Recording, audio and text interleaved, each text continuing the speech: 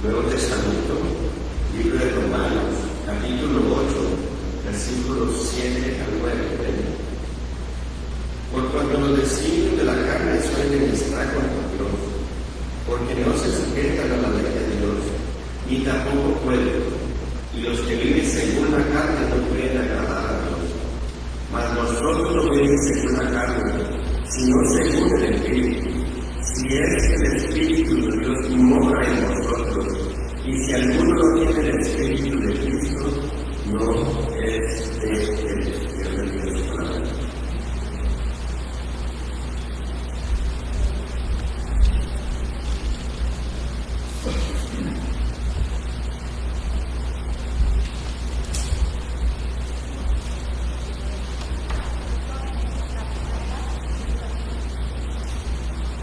No lo escucho. La escuela dominical.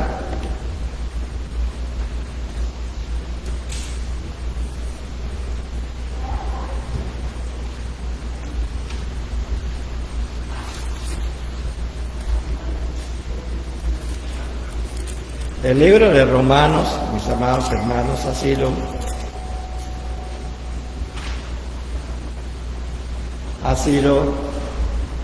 un libro que ha cambiado vidas y ha creado ciertos liderazgos a través de los siglos, que han permanecido a través de los siglos, que han cambiado maneras de pensar.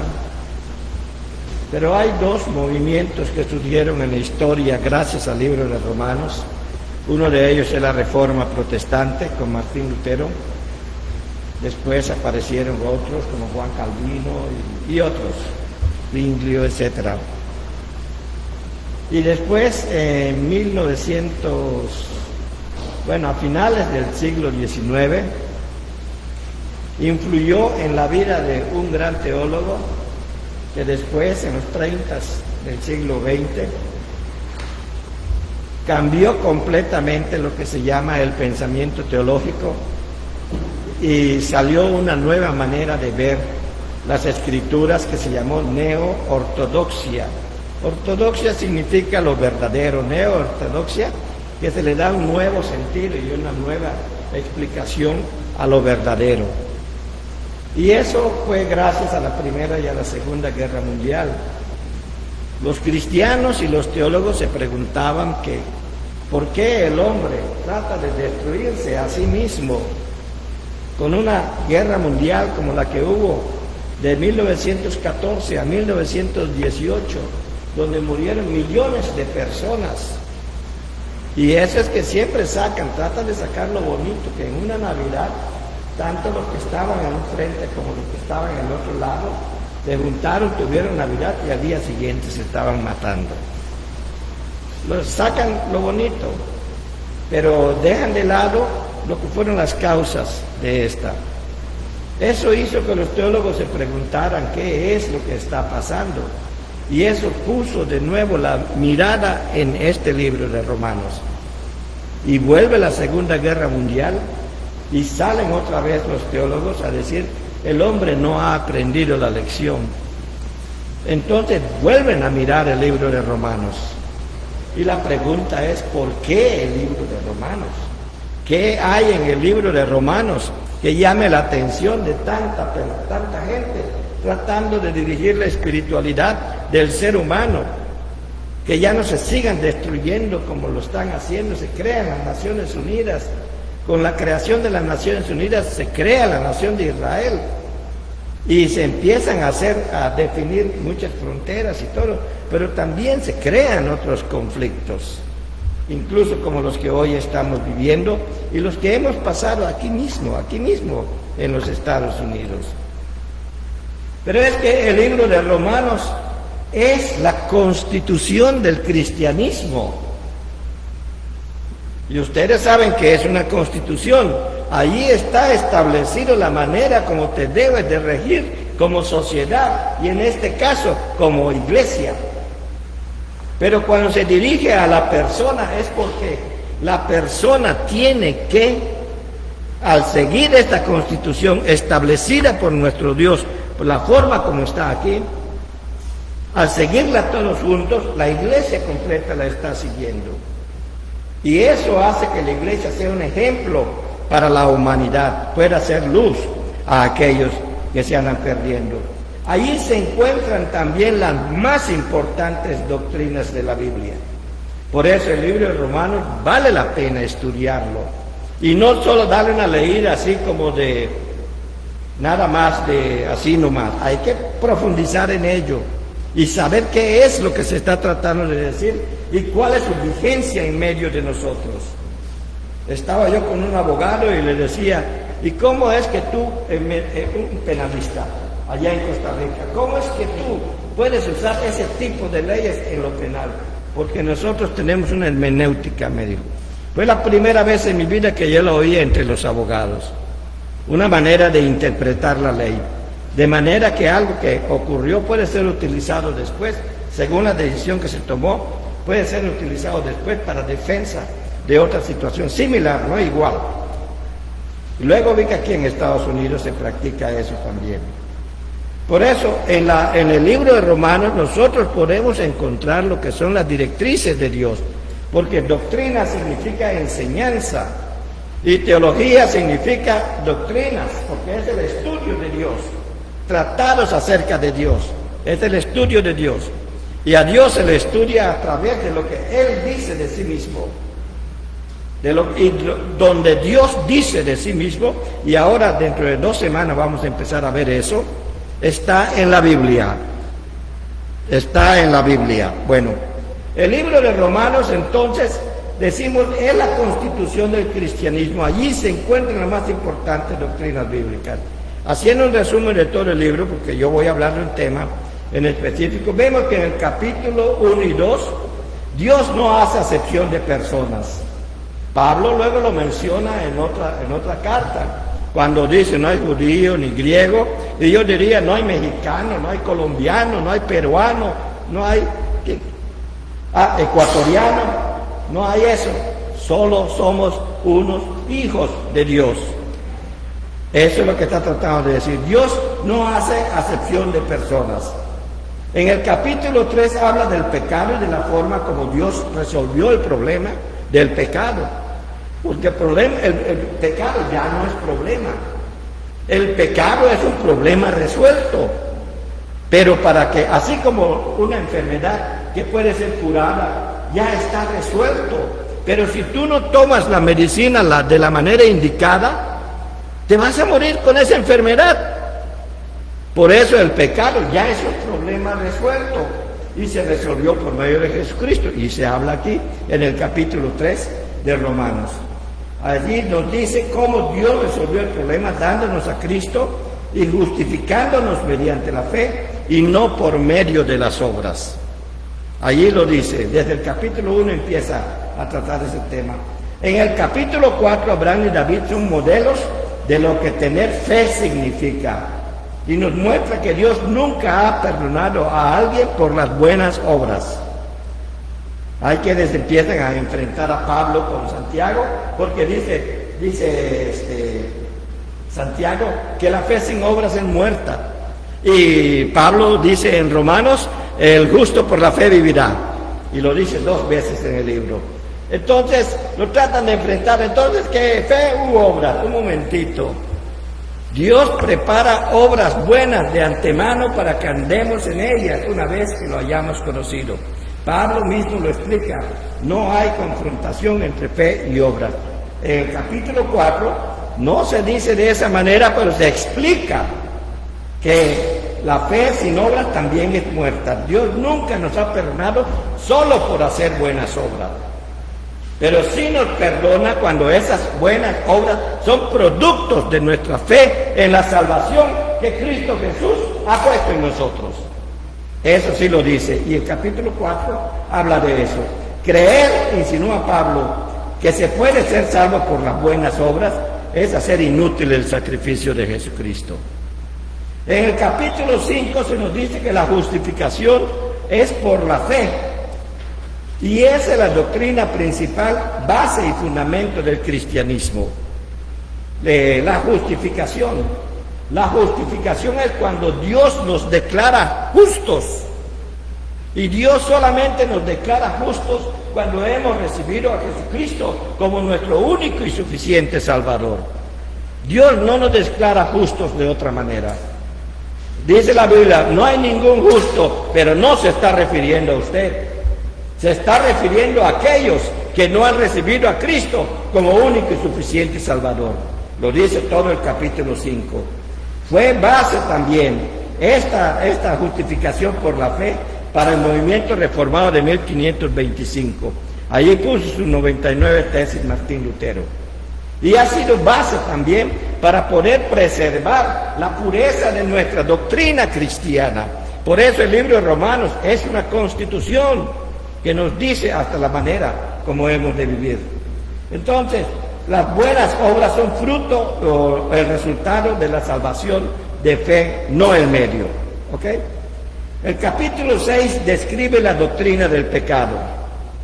El capítulo 7 describe la guerra entre nuestra nueva y vieja naturaleza. Hay una guerra. Cuando tú recibes a Jesucristo como tu único y suficiente Salvador, aquí en el capítulo 6 del libro de Romanos, vamos a entender por qué tendemos a mirar hacia atrás. Voy a decirlo de esa manera.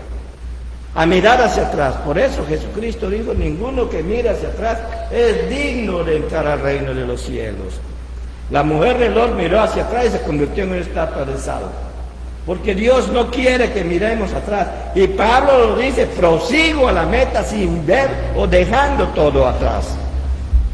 Que me acuerdo de todo eso, claro, porque Dios nos dio memoria, si no, ¿cómo sabríamos que Él nos ha salvado? Y vamos a recordarlo, pero lo que me mueve a mí no es lo que he dejado, sino lo que estoy viendo que está adelante. Entonces, el capítulo 7 describe esa guerra y nos ayuda también a entender cómo debemos salir de ella. El capítulo 8 nos muestra que el Espíritu Santo, lo que el Espíritu Santo hace en la vida del creyente. Los capítulos del 9 al 11 nos habla de que Dios no ha desamparado a Israel. Está en la banca. Israel está en la banca. Tampoco estamos sustituyendo al pueblo de Israel, no lo estamos sustituyendo. ¿Sí? Tampoco nos han incorporado a ellos, sí nos han incorporado a la rama, al tronco, y el tronco es Jesucristo. Hay ramas que han sido dejadas de alimentar, pero y todavía no han sido cortadas, y van a ser cortadas en su debido tiempo. Y nosotros llegamos, Pablo lo explica muy bien en la epístola a los Gálatas, y aquí también lo vuelve a explicar, viendo bien el capítulo del 9 al 11. Somos el injerto, estamos injertados, somos adoptados por nuestro Señor Padre, por medio de Jesucristo. Entonces Dios no ha desamparado al pueblo de Israel, a los descendientes de las 12 tribus. Está en la barca, pero no ha sido desechada. Quien enseña que Dios hizo un lado de Israel, está enseñando una herejía. Eso no es cierto.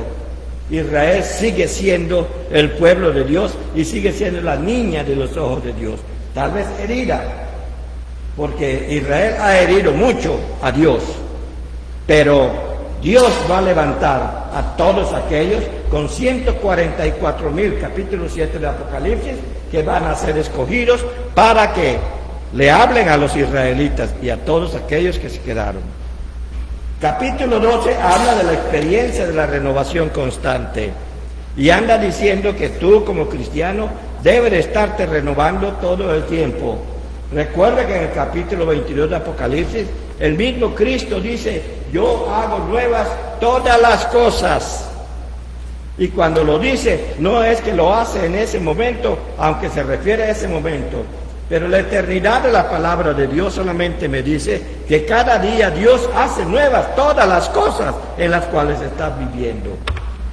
Bueno, pues también nos lo dice todo esto en el capítulo 12, cómo es que debo de pensar acerca de mí mismo y cómo es que me debo de comportar con respecto a los que me hieren y cómo es como yo debo de comportarme, qué es lo que yo debo de hacer con eso, ¿verdad?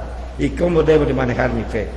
Capítulo 13 nos enseña acerca del liderazgo, quiénes son nuestros líderes y cómo debemos comportarnos con ellos.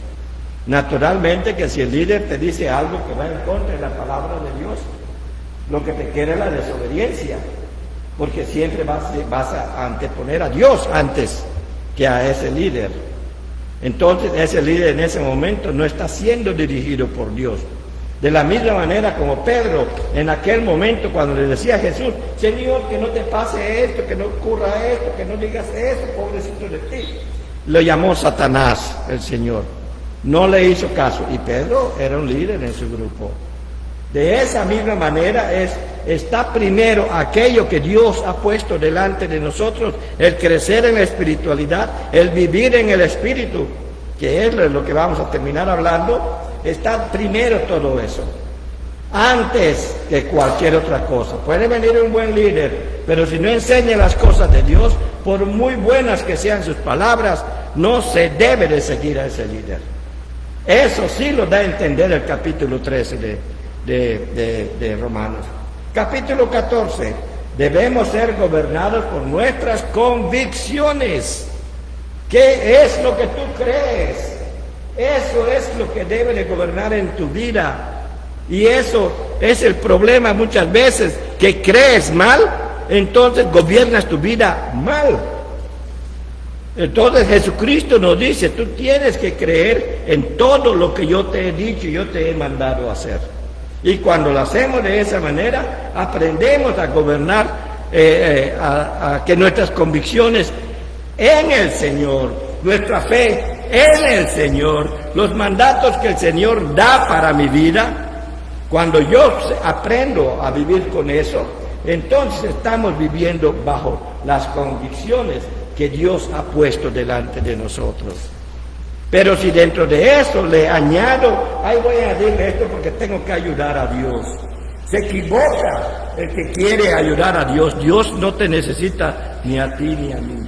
¿Sabes por qué hace todo lo que hace, incluyendo esta carta? Porque te ama, porque nos ama. Esa es la única razón por la que Dios actúa de esa manera. Capítulos 15 y 16 habla de las cosas prácticas de la vida cristiana, pero sobre todo el 16. El capítulo 16 ha causado tanta polémica en el mundo de la erudición bíblica que hasta se han atrevido a decir: ese capítulo no lo pudo escribir Pablo. Sobre todo porque dice que hay una mujer que fue nombrada apóstol, Junia. No es Junias. Junias es masculino, Junia es femenino. Pero cuando te vas a los escritos, ¿sí? Dice Junias, y Junias es un nombre femenino. En el latín lo hicieron masculino, precisamente para quitar eso. Bueno, etcétera, etcétera, etcétera, ¿verdad? Solamente trato de decir las cosas prácticas de la vida cristiana. Cómo se debe de organizar esto, cómo se debe organizar lo otro. Y luego Pablo da instrucciones en otras cartas al respecto. Entonces podemos ver allí en todo el libro de Romanos cómo Dios lo ha preparado para que tú te guíes, para que tú entiendas lo que Dios quiere de ti y cómo lo quiere de ti. No tengo que decirle a Dios cómo le voy a dar lo que Él quiere. Tengo que obedecer a Dios para darle lo que Él quiere, como Él lo quiere. Esa es la gran diferencia. No somos nosotros los que le vamos a decir a Dios: recibe lo que te doy. No.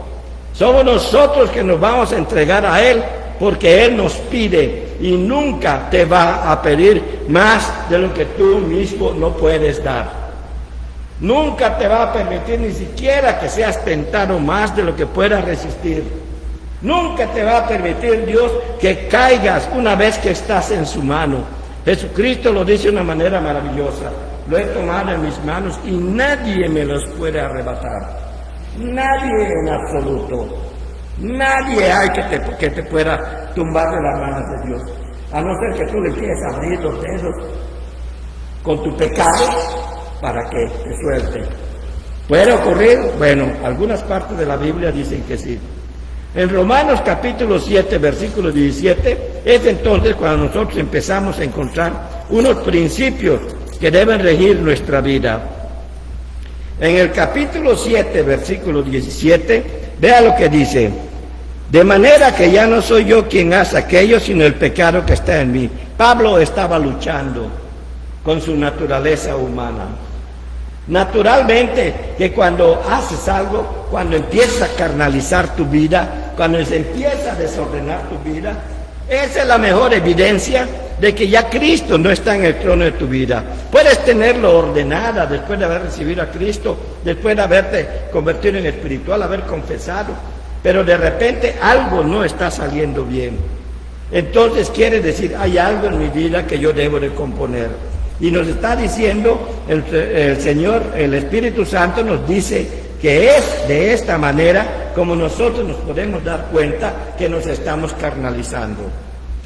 Y no hablo mucho sobre la carnalidad porque ya he hablado bastante de ello. Entonces, solamente puedes ver algo no está en tu relación con Dios buena por algo que está pasando a tu alrededor. Porque cuando el diablo interviene o logra tentarte de tal manera que te debilita, inmediatamente afecta a los demás. Porque cuando el diablo interviene, no es solo para que tú caigas, es también para que afectes a los que te rodean. Y cuando tú caes, él logró su objetivo y afectas a los que te rodean. No que muy cristiano, no que muy esto, no que muy lo otro. Y aquel que era débil lo usa también como una excusa para rechazar a Jesucristo. Claro, el responsable sigue siendo él, pero también el Señor dice, ay de aquel por los que tropiezan otros, ¿verdad? Mejor le pusiera la piedra de molino.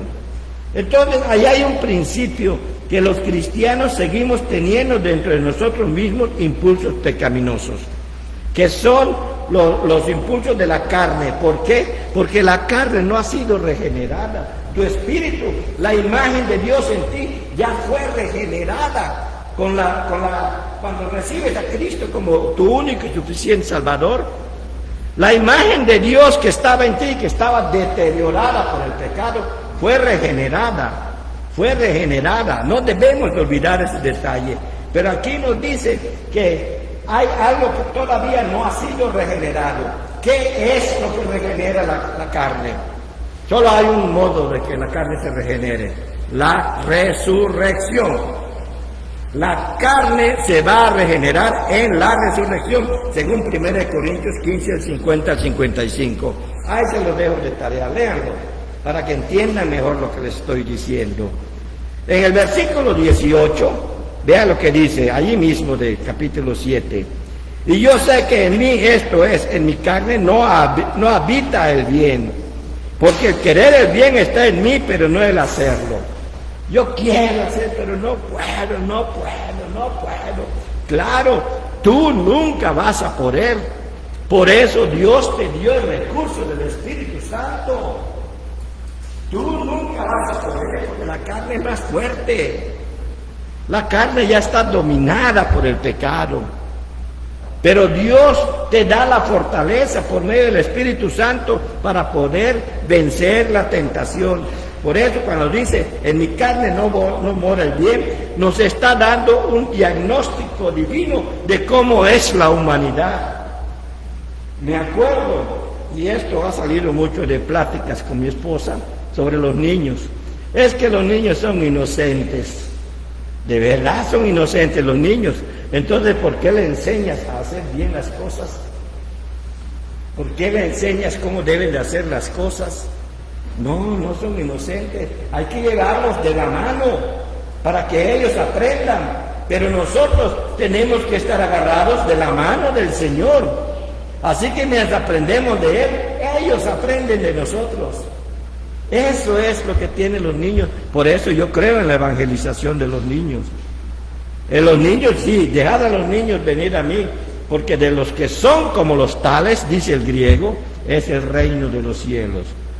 De los que son como ellos es el reino de los cielos.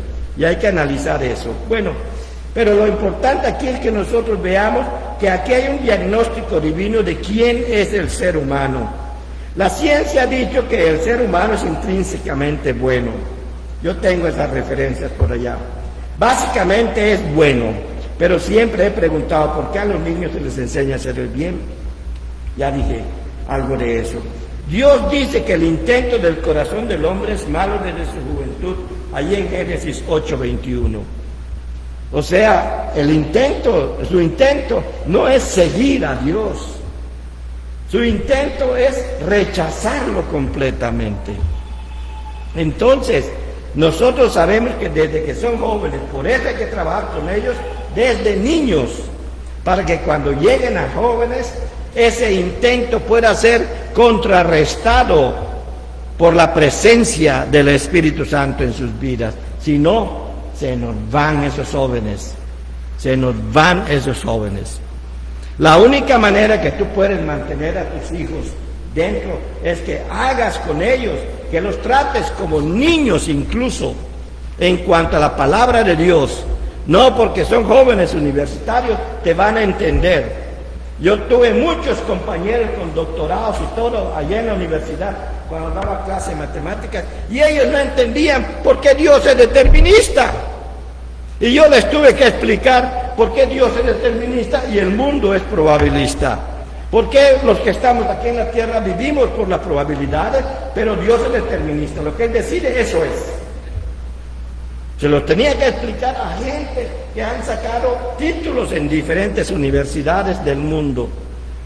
Ellos no te van a entender en el lenguaje que Dios ya te ha dado. Tú tienes que tratarlos como niños, para que cuando ya sean jóvenes espirituales puedan contrarrestar el mal que está en ellos, porque es natural, es producto, es el resultado de ese momento cuando fuimos echados del huerto del Edén. Por eso yo invito a muchos, vengan a la escuela dominical, porque se está viendo todo eso, y usted no sabe lo que se pierde. El día que usted no toma una de esas lecciones o una de estas predicaciones que son doctrinales, usted se está perdiendo de mucho, porque Dios no lo preparó solo para los que vinieron, también lo preparó para usted. Dios lo preparó para usted. No es que el hermano o la hermana es muy capaz, no. Es que Dios lo preparó para usted. Hay algo que Dios le quiere decir y usted está perdiendo esa palabra nomás por no asistir. Bueno, eso es lo que nos dice nuestro Señor. Hay maldad en el corazón. En Isaías 64:6, Dios nos dice: si bien todos nosotros somos como suciedad y toda nuestra justicia es como trapo de inmundicia, vea cómo ve Dios al ser humano que no tiene a Cristo. Y caímos todos nosotros como la hoja y nuestras maldades nos llevaron como viento. Es decir, no tenemos fuerza humana ante la maldad, porque la maldad es una fuerza espiritual que solo puede ser vencido por lo espiritual. Y lo único espiritual que tenemos en nosotros para poder vencer las fuerzas del mal es el Espíritu Santo. Es el Espíritu Santo. ¿Están dormidos? ¿O están sorprendidos? ¿O están...? Toma en cuenta esto, es muy importante. Lo único espiritual en tu vida que puede enfrentar lo espiritual aquí en este mundo, donde está Satanás, que es el príncipe de este mundo, es el Espíritu Santo en tu vida. Es el único. Porque el Espíritu Santo es la presencia misma de Jesucristo en tu vida. Una vez que ya eres sellado con el Espíritu Santo, vas a ser atacado. El que no tiene el sello no es atacado porque ya no tiene problemas. Pero el que tiene el sello es el que es atacado. ¿Por qué a mí me pasan estas cosas?, me decía un cristiano. Yo le dije, porque tienes el sello del Espíritu Santo. Porque esas cosas no vienen de Dios, pero Dios permite que pasen para que tú crezcas. Dios permite que ocurran para que tú lo conozcas más a Él. Entonces te van a pasar todos, vas a llorar, vas a sentir dolor, te tropiezas, vas a tener que ir al médico, te inyectan y vas a correr para que te alcancen. A mí me tienen que... Lo que pasa es que a esta edad y con este peso me alcanzan rapidito. Me alcanzan y sí, toma papá. Pues estamos en este mundo, vamos a sentir todo eso. Entonces nosotros tenemos una naturaleza de pecado de la que Pablo mismo no pudo escapar. pero sí la pudo vencer. Él no escapó, ni buscó escapar de esa naturaleza, sino buscó vencerla. ¿Cómo? Entregándose más a lo que es la oración, el ayuno, el estudio de la palabra, todo lo que sea necesario para vencer la tentación, para vencer esas cosas que nos rodean y que están afectando nuestra vida. El Espíritu Santo nos está, ¿cómo respondemos cuando Satanás escarba en nuestra carne? ¿Cómo responde usted, cristiano, o usted, persona que nos está viendo? ¿Cómo responde cuando Satanás empieza a rascar allá en nuestra carne? ¿Cómo es que tú respondes? Le dices, toca la puerta de tu vida.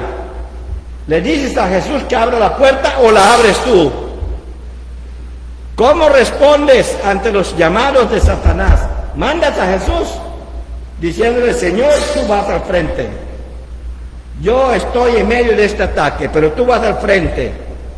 O tú le dices, no, Señor, siéntate aquí, porque aquí yo mando, yo puedo, yo lo voy a hacer. A ver, Satanás, ¿de cuál cuero salen las correas? ¿Van a salirle más a él? Claro. El Espíritu Santo nos está diciendo en estos pasajes que vamos a ser atacados. Este es pasaje 7, capítulo 7, versículos 17 y 18. Vamos a ser atacados sin compasión por Satanás, por sus huestes, que seremos golpeados con dureza. No crean ustedes que Satanás te va a acercar y, a ver, no, de una vez se va encima. Ustedes han visto esa pelea de la MMC, MML, no sé cómo se llama. La otra vez estaba yo viendo una de estas, estaba yo asustado, cómo iban encima del contrario. Esa fiereza que yo vi allá, este es el mejor ejemplo que yo tengo de cómo Satanás te va a atacar a ti. Y te va a atacar porque te quiere hacer daño. Entonces, hay dos únicas leyes en el universo, y esto también es muy importante, que también aprendemos en la Epístola a los Romanos. Hay dos únicas leyes en el universo que se manifiestan en nuestra vida. La primera está en la segunda parte de Romanos capítulo 8, versículo 2. Voy a leer primero la segunda parte del versículo 2. Dice, la ley del pecado y de la muerte. Al final del capítulo 2 dice, así como ustedes ven, como está dicho aquí, investigando un poco a nuestro hermano Pablo, nos damos cuenta que el Espíritu Santo le está diciendo, ahí hay un principio que rige tu vida, la ley del pecado y de la muerte. Pero también hay otro principio que rige nuestra vida, que está en la primera parte de ese versículo 2. Dice, la ley del Espíritu de vida. Entonces, esas son dos leyes que existen. Son dos principios que existen. La ley del pecado, de la vida y de la muerte. Ya lo dije mal. A ver, ustedes me van a ayudar. La ley del pecado y de la muerte. Y la otra es la ley de la vida y del espíritu. O de la vida en el espíritu. La ley del espíritu de vida. La ley del espíritu de vida es una ley que existe en tu vida solo si has recibido a Cristo como tu único y suficiente Salvador. Si tú dices que lo tienes como Señor, esa debe de ser la ley que debe de estar imperando en tu vida. Por eso, cuando eres carnal, puedes pasar a espiritual a través de las formas como te expliqué antes, la respiración espiritual, a través del amor al prójimo, todo eso, Dios lo ha puesto delante de nosotros porque eso hace que vivamos la ley del espíritu de vida, porque la ley del espíritu de vida es vida, es vida. Satanás usa la primera ley para zarandearnos, la ley de la vida, del pecado y de la muerte. Usa esa primera ley para zarandearnos. Miren, vamos a ser atacados de manera inevitable. Hermano, no creas que te libraste de Satanás. Por eso Jesús cuando oró dijo, no te pido que los quites del mundo, sino que los guardes del mal. Tú y yo vamos a ser atacados por Satanás de manera inevitable. Satanás constantemente nos pide para ser zarandeados. Y en estos tiempos del siglo XXI, Satanás ha pedido a la iglesia para ser zarandeada. Oíme lo que te estoy diciendo. Satanás ha pedido a la iglesia para ser zarandeada. Te ha pedido a ti. Él le ha pedido a Dios a mí para que seamos zarandeados. Porque Él quiere que nosotros como iglesia desaparezcamos. Él quiere que nosotros como iglesia ya no sigamos. Porque mientras menos adoren a Dios, menos Él es glorificado. Y es eso lo que busca Satanás. No glorificar a Dios. Y a veces nosotros lo ayudamos a Él, porque nos regimos más muchas veces por la ley del pecado y de la muerte que por la ley de la vida y del Espíritu. Entonces Él nos va a pedir para ser zarandeados, y ya nos pidió y ya fuimos concedidos. De la misma manera como Jesús le decía a sus apóstoles, Satanás los ha pedido para ser zarandeados como trigo y han sido concedidos. Cada vez que leo eso en Lucas, me impacta, porque me está diciendo que tú y yo, por habernos hecho discípulos de Jesucristo, discípulos de Él, nos pide en todo momento para ser zarandeados, y hemos sido concedidos. Pero Dios tiene su propósito, que así como se levantó Job con esa fortaleza y esa espiritualidad, también tú y yo nos podemos levantar, porque no estamos solos. Y más aún, Job no tenía al Espíritu Santo de Dios. Tú y yo sí lo tenemos. Hay una gran diferencia, hay una gran diferencia. ¿Por qué haría Dios eso? ¿Por qué nos concedería? Porque es la única forma en que tú y yo podemos saber cuál es nuestra estatura con respecto a Jesucristo, que es la medida del cristiano.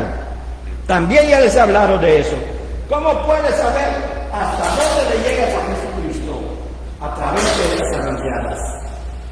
A través de estas zarandeadas. En la medida en que tú aprendes a enfrentarte a esas cosas, Jesucristo todo el tiempo se enfrentó a eso y siempre salió victorioso. Tú y yo siempre podemos salir victoriosos, porque el Señor quiere, nos ha dado el Espíritu Santo y quiere la victoria siempre para nosotros. Por eso dice, sé fiel hasta la muerte. ¿Y qué? Yo te daré la corona de la vida.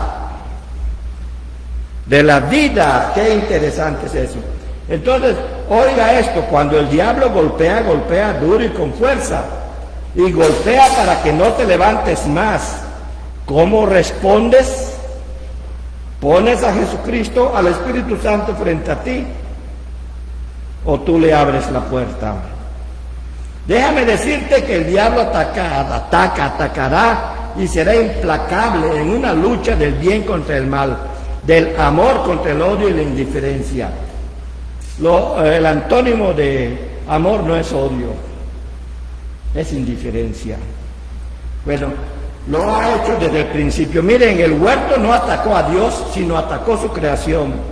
Y Dios respondió con leyes que le hicieran saber al ser humano que sin Dios es imposible cumplirlas. O sea, necesitamos a Dios para brincar ese muro tan grande que mucha gente le ve a la ley. Él nos va a levantar por las axilas y nos va a decir, ahora sí, pasa al otro lado. Pero sin Dios nunca vamos a superar ese muro. O sea, Dios nos dio las leyes. Las leyes son la manera como Dios nos muestra que está siempre con nosotros. Podemos ver cómo atacó a Abraham, a Isaac, a Jacob, a José, a Moisés, a los jueces, a los profetas. Atacó a los levitas muy fuertemente, siempre buscando, porque estaban ellos, los profetas, sobre todo los líderes de Israel, siempre buscando dónde y quién sería el que lo iba a herir con el pie. Satanás estaba buscando, al atacar a todos estos, a los profetas, a los líderes, a los jueces, a Adán, a todos, a Caín, que hizo que matara a su hermano, etcétera. Lo estuvo atacando porque quería evitar, y lo vamos a ver también en una de las lecciones de la escuela dominical, capítulo 6 de Génesis. Esos gigantes no vinieron nada más porque así. No, Satanás quería destruir la creación que Dios hizo con el ser humano. Venga a la clase para que usted sepa de qué estoy hablando. Entonces, podemos ver cómo atacó fuertemente, y no atacó para ver cómo salían las cosas, sino con la intención de destruir. Por eso Jesús dice ya en Juan 10 que el diablo no viene sino a matar, a destruir, y lo va a hacer, porque esa es su naturaleza desde que Él se reveló. Lo va a hacer, y ellos a veces nosotros, el diablito lo pintan con dos cuernos y una colita ya. Caramba, déjense de esas niñerías, porque esa figura la pintaron en la Edad Media para reírse del diablo, no para decir que así es. Creen que se va a aparecer, como lo ponen a veces en las películas, con cuernos de cordero, de carnero, de chivo, de lo que sea, pero con unos cuernotes allá, con pata de gallo, patas de, no, ya no sé de qué. Pero ese no es Satanás. Es todavía peor que eso que ustedes están viendo, peor que eso que nos muestran. No nos han podido mostrar realmente el rostro de Satanás, pero usted lo ve todos los días cuando se tiene que enfrentar al mal y su carne lo está inclinando a obedecerle a él antes que a Dios. Quiso matar a Jesús por medio de Herodes en la matanza de esos niños. Cuando Jesús se bautizó, Él vio algo diferente. Por eso, el Espíritu mismo, mire que, ¿quién lleva a Jesús al huerto, al desierto, perdón? El Espíritu de Dios agarra a Jesús y lo lleva para ser tentado. Y lo que tú y yo debemos de aprender de esta lección es que, si vamos a ser tentados, el Espíritu está allí. Él es el que nos puso enfrente de esa tentación. Él es el que nos puso enfrente de ese diablo. Porque pueden vencer. Y Jesús nos dice cómo venció. En la tentación se dio cuenta que Cristo no tenía la naturaleza pecaminosa que todos tenemos. Hebreos 4:15, ¿qué dice Hebreos 4:15? Es muy importante que sí lo veamos. Hebreos capítulo 4, versículo 15, porque no tenemos un sumo sacerdote en el que no podamos que no pueda compadecerse de nosotros, sino alguien que fue tentado en todo. Esto lo oye por el grito que yo doy, porque me emociona esta parte. Todo. Él fue tentado en todo, según nuestra semejanza, pero sin pecado. Hermano, hermana, tú vas a ser tentado en todo. Pero podrá decir el Espíritu Santo, pero sin pecado. Yo creo que sí lo podrá decir. Para eso está la sangre de Jesucristo que nos limpia de todo pecado. Vea cómo salen las doctrinas. Persiguió duramente a Jesús durante su ministerio, usando a los religiosos de su tiempo. Yo a los que considero más peligrosos en todo el ámbito de la iglesia son a los religiosos. Y un día les voy a decir por qué. Jesús fue humanamente destruido, estaba irreconocible según Isaías 52-53, quedó completamente destruido. Puso sobre su carne toda nuestra naturaleza pecaminosa, pero resistió hasta el final. Y con su resurrección nos mostró el tamaño de su amor. Eso derrotó a Satanás, el amor. Miren, aquí les quiero decir algo que es muy importante y por favor, pongan mucha atención. ¿Saben por qué el amor derrota a Satanás? ¿Por qué Jesús dice, ya que amas a Dios con todo tu corazón, ama a tu prójimo como a ti mismo. ¿Sabes por qué el amor derrota a Satanás? Porque Dios es amor. Así de sencillo. Dios es amor y Satanás no puede contra Dios. De manera que si tú verdaderamente amas a tu prójimo, verdaderamente practicas lo que el Señor te pide como una muestra de amor, Satanás no va a poder contigo porque Dios es amor. Esa es la única razón, lo único que derrota el pecado, lo único que derrota la maldad, lo único que derrota los deseos de venganza, lo único que derrota los deseos de hacerle un mal a alguien, es el amor. Porque todos esos deseos de los que hablé ahorita no provienen de Dios, provienen de Satanás. Y él que toca tu carne, rasca en tu carne para que saques esas cosas. Pues lo único que lo puede derrotar es el amor, no hay otra forma.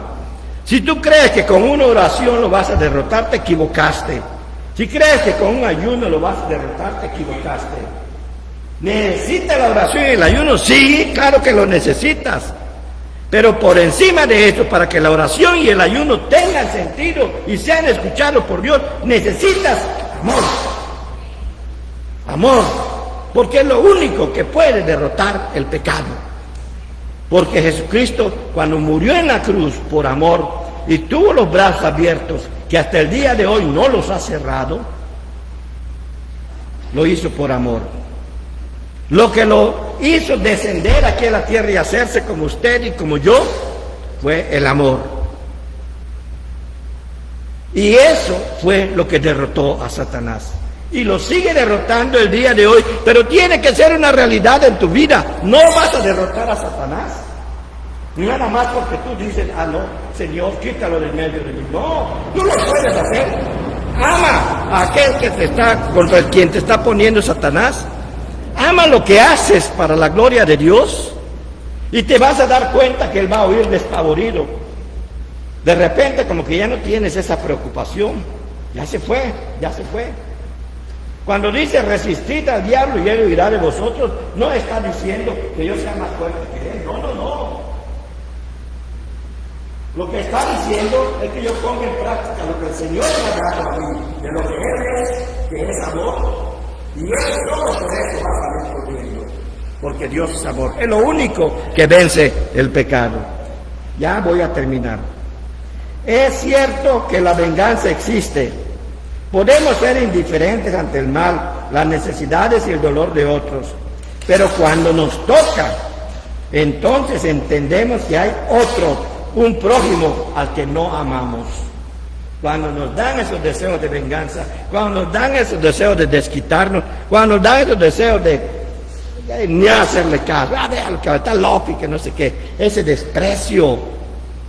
No desprecies a tu prójimo, no lo desprecies. Cuando vas a enfrentarte a esas cosas, cuando nos toca a nosotros, nos damos cuenta que hay un prójimo al que debemos de amar. Jesucristo no nos pidió que solamente amemos a los que nos aman, sino también a los que nos persiguen, a los que nos odian. Y eso no es fácil. Y el último punto para este día, lo voy a terminar la próxima semana. Mira, podemos cazar a Satanás. O sea, estamos detrás de él, como cazándolo, como lo hacen muchos. Satanás, bájate, aquí te pisoteo, porque la Biblia dice que pisoteo, y empiezan a brincar encima. ¿Y saben qué? Satanás se va a dejar pisotear. Y tú le dices, vete de aquí, se va a ir. Y de esa manera ya le ganó a esa persona. Porque él va a lograr sus propósitos. Si él se deja atrapar, se deja regañar, se deja mandar, se deja pisotear, se deja lo que sea, si con eso logra sus objetivos. No estoy diciendo una blasfemia. Déjame decirte que sin el Espíritu de Dios en tu vida, serás engañado. Serás engañado. Y Satanás sabe cómo engañar. Bueno, engañó a Eva, la hizo caer en su propia trampa de lo que ella había dicho. Pero de que ocurrirán cosas difíciles en tu vida, es inevitable. El mismo Jesús nos dice allá en Juan capítulo 16, versículo 33. En el mundo tendréis aflicción, mas confiad, yo he vencido al mundo. Yo he vencido al mundo. Esto se acentúa mientras más cerca estás de Dios, pero te permite conocer a Dios y te enseña a confiar en Él.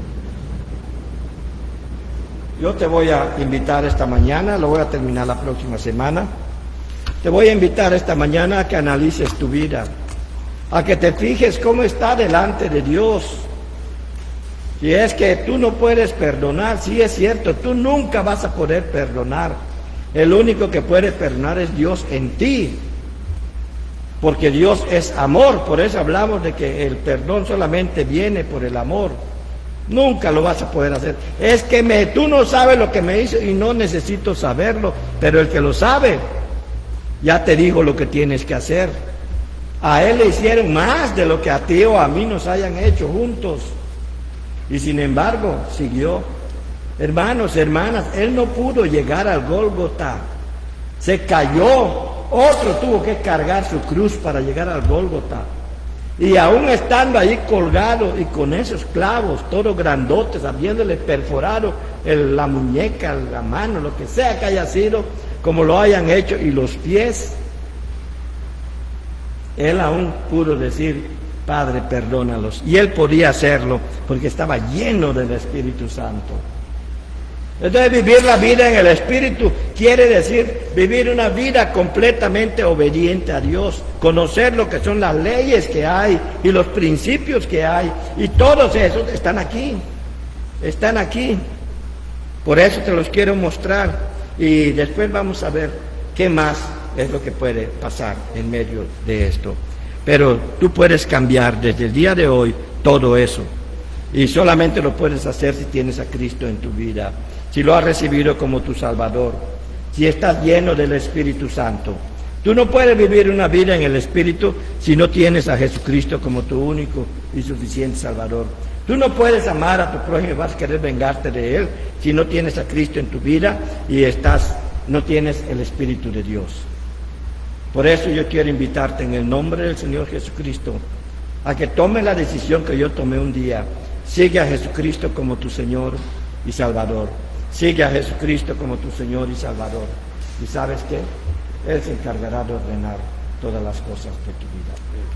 Señor, te doy gracias por este momento y te pido que tú toques los corazones de aquellos que están oyendo tu palabra y que tú cambies su mentalidad, Señor, y les hagas entender que eres un Dios que anda en busca todavía de ellos antes de que estas cosas terminen.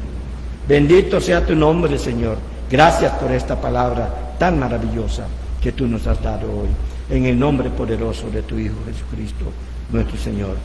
Amén.